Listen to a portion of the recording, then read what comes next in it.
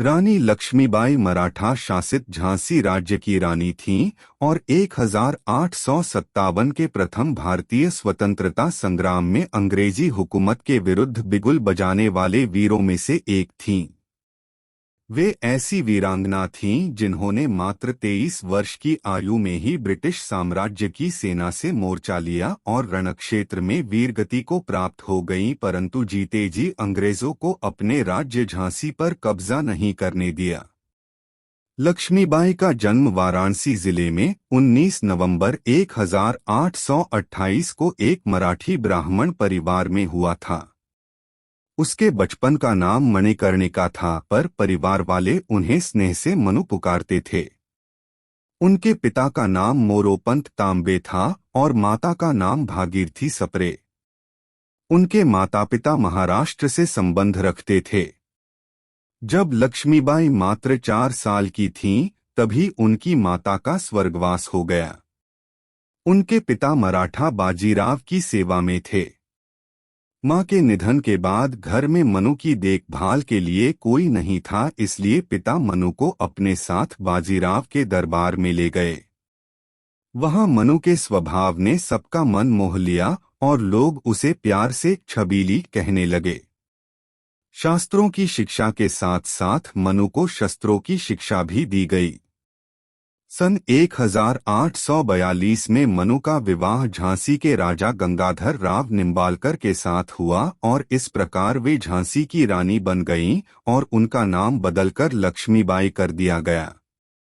सन 1851 में रानी लक्ष्मीबाई और गंगाधर राव को पुत्र रत्न की पारपत हुई, पर 4 महीने की आयु में ही उसकी मृत्यु हो गई।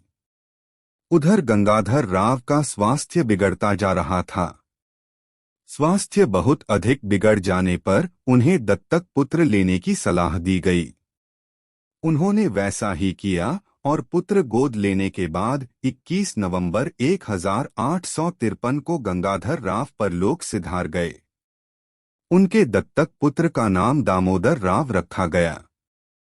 ब्रिटिश इंडिया के गवर्नर जनरल डलहौजी की राज्य हड़प नीति के अंतर्गत अंग्रेजों ने बालक दामोदर राव को झांसी राज्य का उत्तराधिकारी मानने से इनकार कर दिया और डॉक्ट्रिन ऑफ लैप्स नीति के तहत झांसी राज्य का विलय अंग्रेजी साम्राज्य में करने का फैसला कर लिया। हालांकि रानी लक्ष्मीबाई ने अंग्रेज वकील जॉन लैंग की सलाह ली और लंदन की अदालत में मुकदमा दायर कर दिया, पर अंग्रेजी साम्राज्य के विरुद्ध कोई फैसला हो ही नहीं सकता था, इसलिए बहुत बहस के बाद इसे खारिज कर दिया गया। अंग्रेजों ने झांसी राज्य का खजाना जब्त कर लिया और रानी लक्ष्मीबाई के पति गंगाधर राव के कर्ज को रानी के सालाना खर्च में से काटने का हुक्म दे दिया। अंग्रेजों ने लक्ष्मीबाई को झांसी का किला छोड़ने को कहा, जिसके बाद उन्हें रानीमहल में जाना पड़ा। 7 मार्च 1854 को झांसी पर अंग्रेजों का अधिकार कर लिया। रानी लक्ष्मीबाई ने हिम्मत नहीं हारी और हर हाल में झांसी की रक्षा करने का निश्चय किया। अंग्रेजी हुकूमत से संघर्ष के लिए रानी लक्ष्मीबाई ने एक स्वयंसेवक सेना का गठन प्रारंभ किया। इस सेना में महिलाओं की भी भर्ती की गई और उन्हें युद्ध का प्रशिक्षण दिया गया। झांसी की आम जनता ने भी इस संग्राम में रानी का साथ दिया। लक्ष्मीबाई की हमशक्ल झलकारी बाई को सेना में प्रमुख स्थान दिया गया।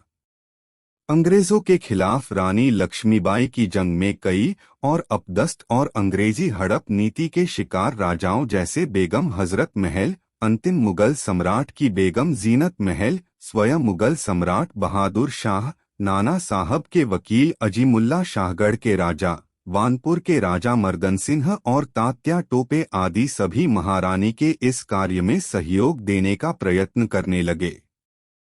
सन 1858 के जनवरी महीने में अंग्रेजी सेना ने झांसी की ओर बढ़ना शुरू कर दिया और मार्च में शहर को घेर लिया। लगभग 2 हफ्तों के संघर्ष के बाद अंग्रेजों ने शहर पर कब्जा कर लिया, पर रानी लक्ष्मीबाई अपने पुत्र दामोदर राव के साथ अंग्रेजी सेना से बचकर भाग निकली। झांसी से भागकर रानी लक्ष्मीबाई कालपी पहुंची और तात्या टोपे से मिली। तात्या टोपे और लक्ष्मीबाई की संयुक्त सेना ने ग्वालियर के विद्रोही सैनिकों की मदद से ग्वालियर के एक किले पर कब्जा कर लिया। रानी लक्ष्मीबाई ने जीजान से अंग्रेजी सेना का मुकाबला किया, पर 17 जून 1858 को ग्वालियर के पास कोटा की सराय में ब्रिटिश सेना से लड़ते लड़ते वीरगति को प्राप्त हो गईं।